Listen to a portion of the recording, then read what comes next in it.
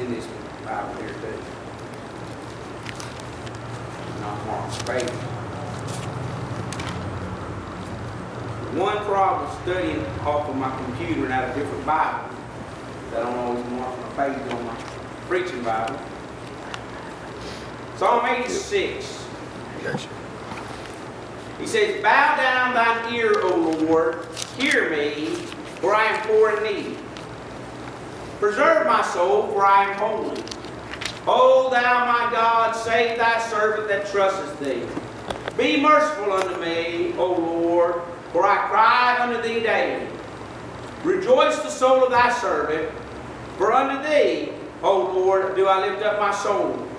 For thou, Lord, art good and ready to forgive, and plenteous in mercy unto all them that call upon thee. Give ear, O Lord, unto my prayer, and attend to the voice of my supplications. In the day of my trouble I will call upon thee, for thou wilt answer me. Among the gods there is none like unto thee, O Lord, neither are there any works like thy works.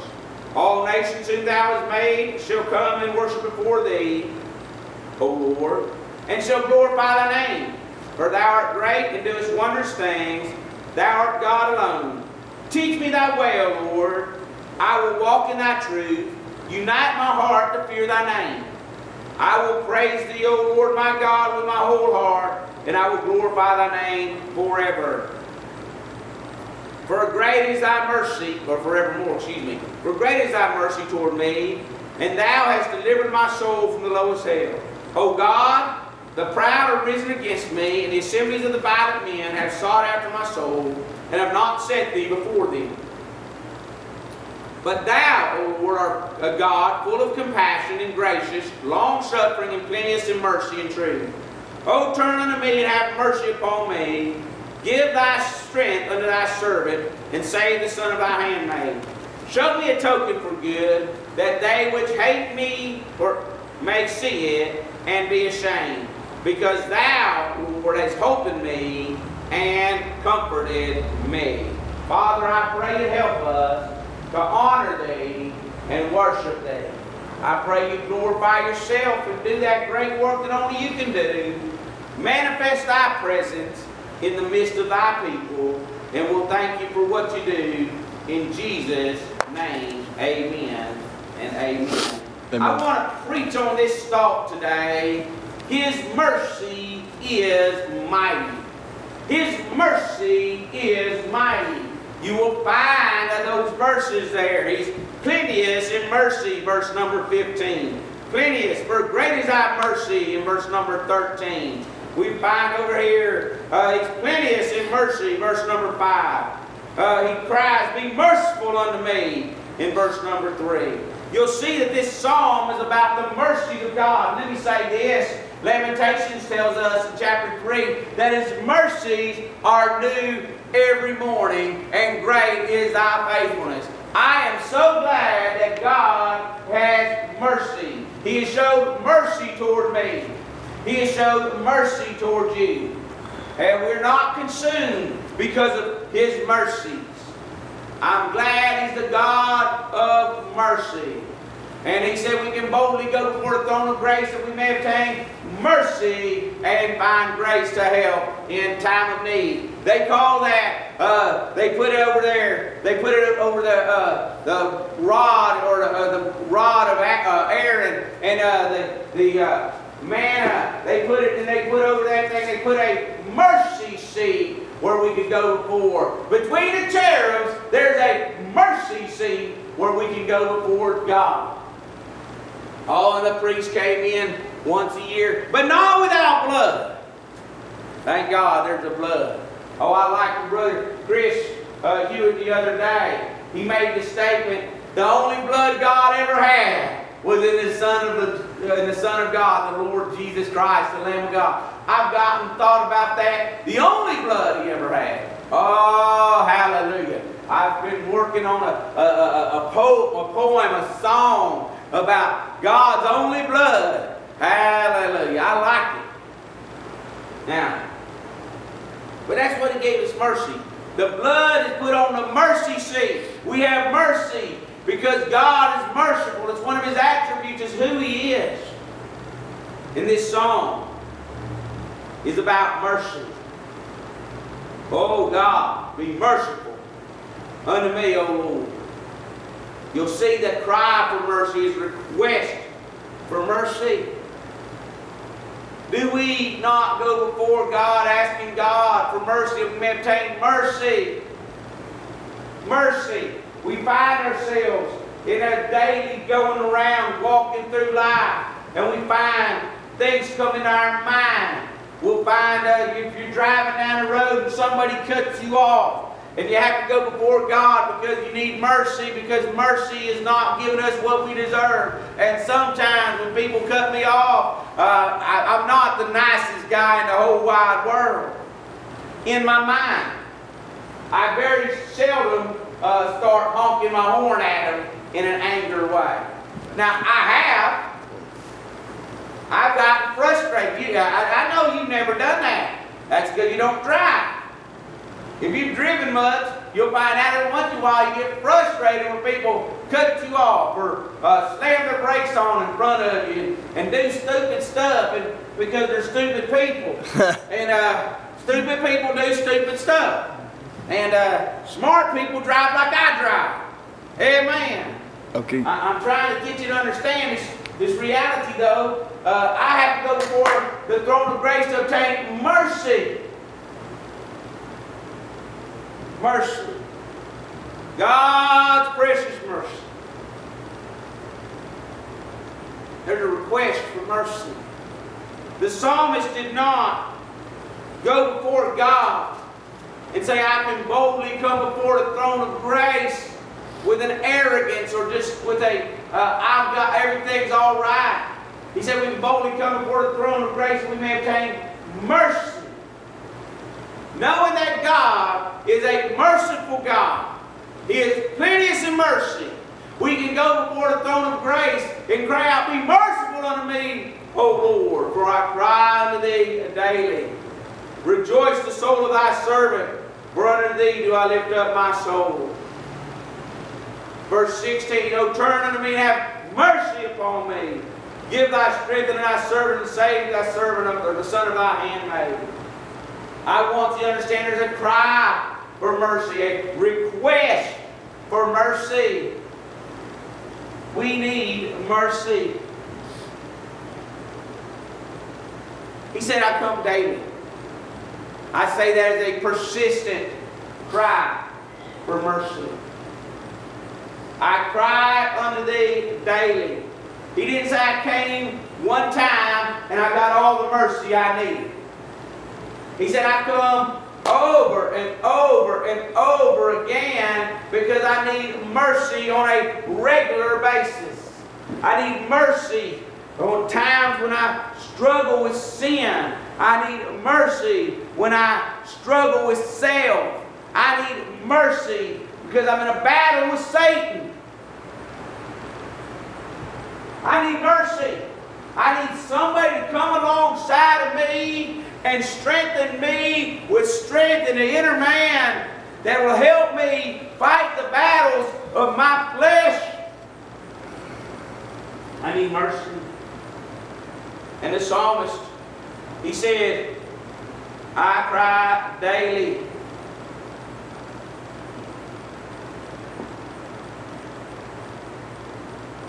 I say this about this thing of mercy. We ought to recognize our need for mercy on a regular basis. It's persistent request for mercy. It's persistent in its cry. And it's a prioritized request for mercy. He said, I'm lifting up my whole soul unto you. My inner being. I'm not, he said, for unto thee, O Lord, do I lift up my soul. I'm giving you, my soul over to you, everything from the inside of me. I poured out my soul before God. It talks about Hannah. She poured out her soul before the Lord. It was full of bitterness. She poured it out before the Lord.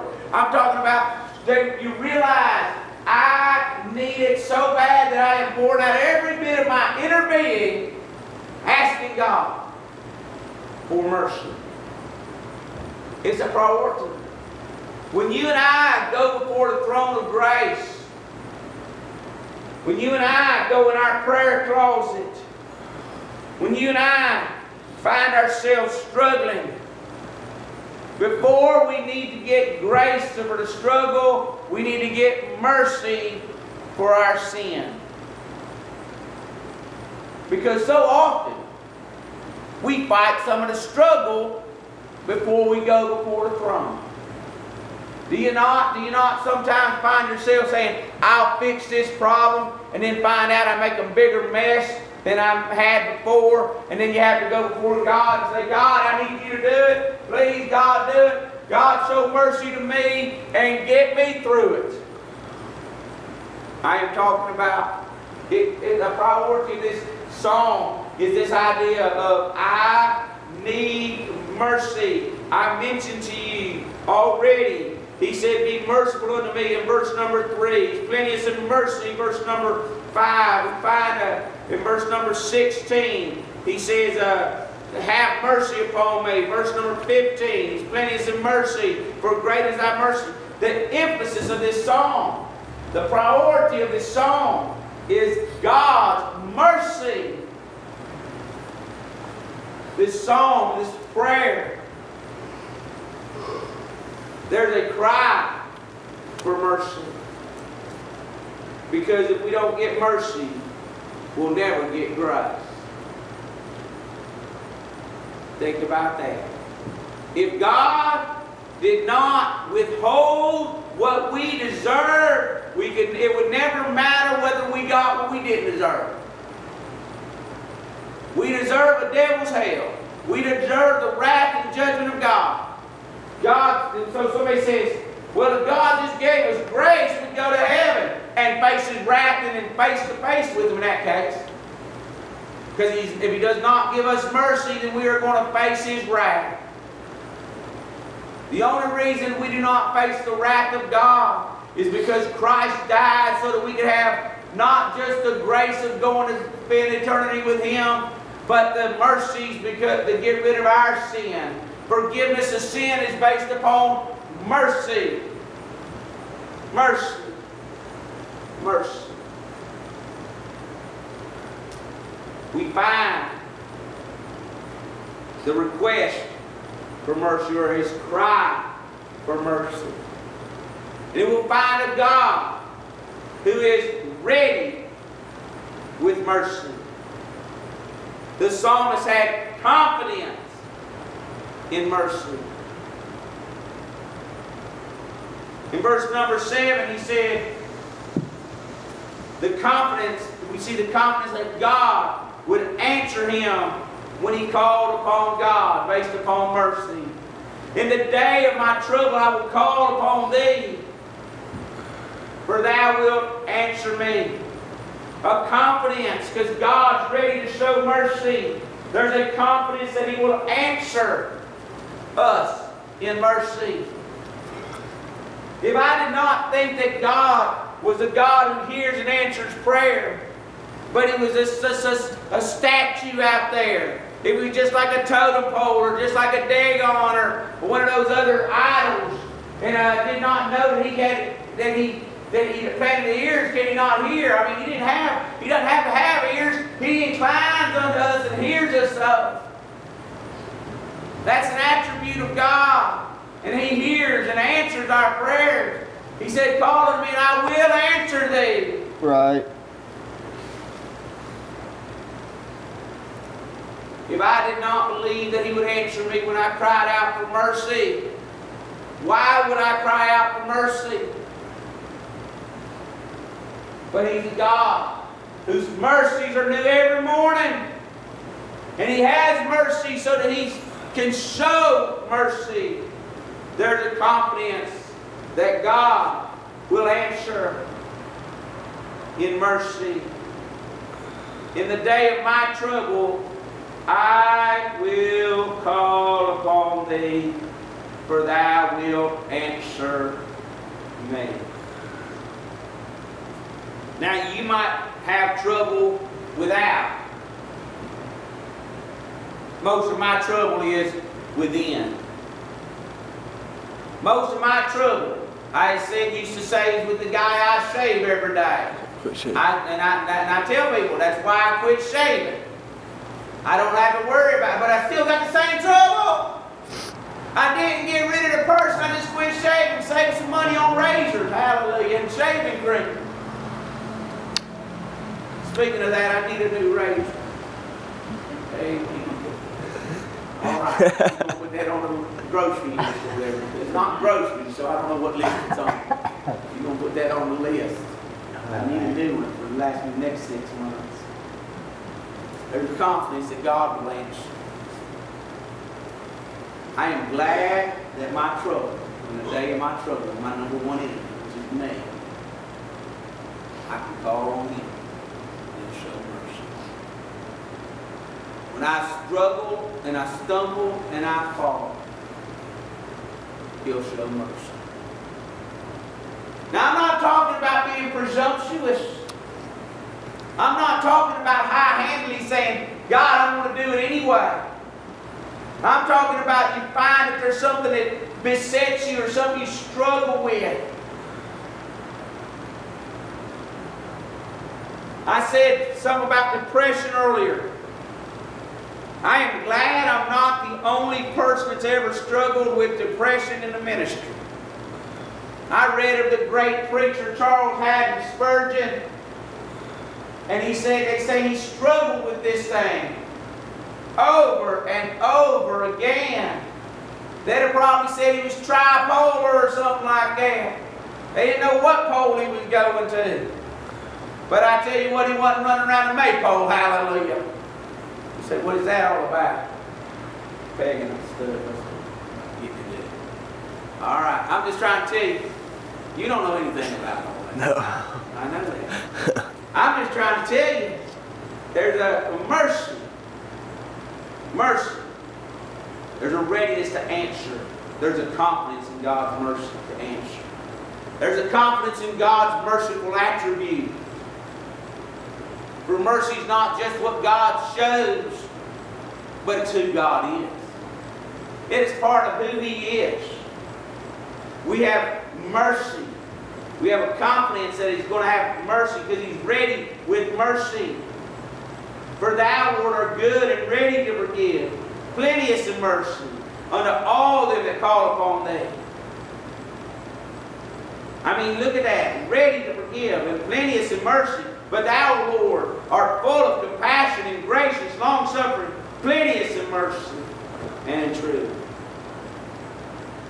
His mercy, His readiness in mercy, the confidence of this fullness of mercy, His plenteous in mercy is who He is, it's what He has, part of Him. And that, in and of itself, is what we can look at there and realize that His readiness is based upon, His readiness to show mercy is based upon His fullness of mercy. See, I needed mercy this morning. But I'll need it again this afternoon. I'll need it again in the morning. He's got so much, Johnny, so much mercy, that even if He pours out His mercy, and we think He's poured out all of His mercy upon us, we know that He's going to be refilled up some more in the morning, because they're new every morning. Right. He's got enough to keep Himself filling up with mercy. It flows from within Himself. His love flows out in this thing of mercy. His holiness flows out in this thing of mercy. Right. He's not going to give up on you and me. And so He keeps on filling Himself up with mercy. We can depend upon this thing because He's ready with mercy, because of the fullness He has of mercy. It is part of Him. It flows from Him because it is part of Him. His fullness of mercy. We can have confidence in His mercy because He's ready with mercy. And it enables Him to forgive us through mercy. Ready to forgive. Ready to forgive. Now, I like it. All I have to do is come boldly to the throne of grace, ready to say, dear God, I need mercy. I'm battling. I'm having a hard time. And He's already, because of the fullness of His mercy, He is plenteous. He says, I am ready to forgive with this mercy. I'm ready to pour it out. Don't you need that? Do you find yourself doing so well that you don't need forgiveness on a regular basis? You think more highly of yourself than you ought to think if you don't think that if you think you don't have enough problems. You don't find yourself struggling with anything. Those guys, I hear of these guys that get this second work of grace, and all of a sudden, with this second work of grace, they think they've got something close to sinless perfection. I tell you this, John and Charles Wesley, even though they preached it, didn't believe it. Say, how do you know? Because they were always looking for mercy. Why would you go boldly to the throne of grace to obtain mercy if you came to a second work of grace and you no longer needed mercy? Why would you come saying, dear God, forgive me where I've failed thee? I've been around enough of this outfit in different groups that will say they believe in this second work of grace, and yet every time I've seen them pray, they've never gone before God saying, God, it's just me, I'm coming before Thee, why don't you and I just have a chit-chat? If I didn't need forgiveness of sin, if I was still everything in the practically in the righteousness and everything in practical righteousness, I'm not talking positional. Positional, we've got it. But if there was always a practical righteousness because I didn't sin anymore, and I lived so close to God all the time, why wouldn't I just walk up and say, hey God, how you doing? Let's have a talk. My son, when there's nothing wrong between me and him, Dad just called to say hi, visit with you.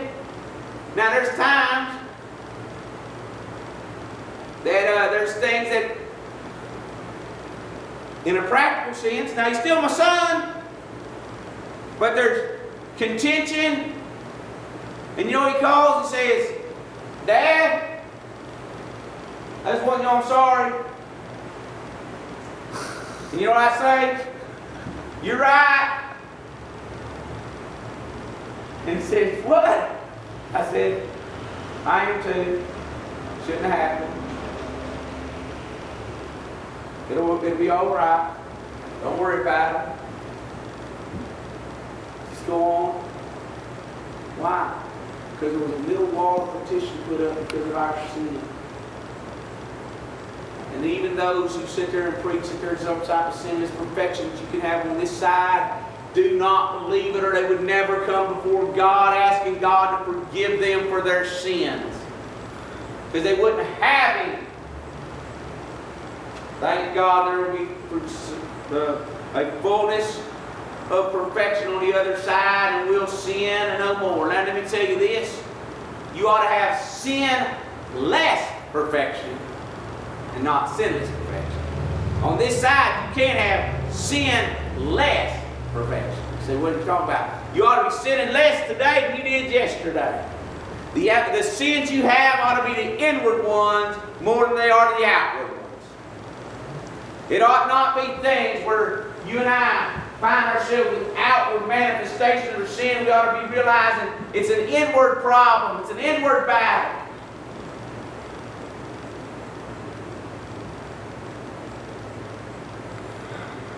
So we find that God's readiness and mercy, that we can have confidence in His mercy, is based upon His fullness of mercy. It enables Him for forgiveness and enables Him for forbearance, long suffering. Is that not what He said? O Lord, art a God full of compassion and gracious, long suffering and plenteous of mercy. Verse 15. You've got so much mercy. And even if I miss going through today, and I live in misery instead of by mercy, that I can come with those things tomorrow, and He's still got plenty of mercy. He just waits for us to come. I think of that father sitting on that front porch in that rocking chair with his whittling stick, and he's got his little knife out there. It's probably a buck knife. Might have been a case, I don't know. But he's got that knife out there and he's whittling. One of the big brothers out there in the fields, and the servants are out there in the fields, and all these things. And he's over there, he says, I went out and checked on everything, and now I'm back at I'm waiting, I'm looking down the road, and I'm a whittling. And he goes through one stick, and he gets another thing, he goes through another stick, and he's got a big old pile of whittling over here, got one over here, and he keeps on day after day after day, and his old hound dog sitting there right in front of him. And he said, it's just laying there, and he's sitting there whittling, and he's got a big old pile of whittling all over the dog. The dog gets up, shakes off the whittlings, then Mama comes out and sweeps it up, and he keeps on whittling day after day, week after week, month after month, suffering because of his son who has not come back, looking for mercy. But he was plenteous in mercy. He saw the son afar off, and he says, I don't think he kicked the dog, but he probably pushed the dog out the way, jumped over one of them piles of whittlings, and then he said, I'm going out there, that's my son, and he ran over there, because why? He's long-suffering in mercy.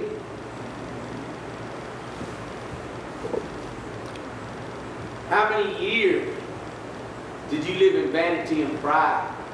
Caring not your Lord was crucified, knowing not it was for you that He died on Calvary. But then one day, all the long-suffering mercies of God drew upon your heart. You saw Him as merciful, a great high priest that was awaiting and saying, come unto me, all ye that labor and are heavy laden, I'll give you rest.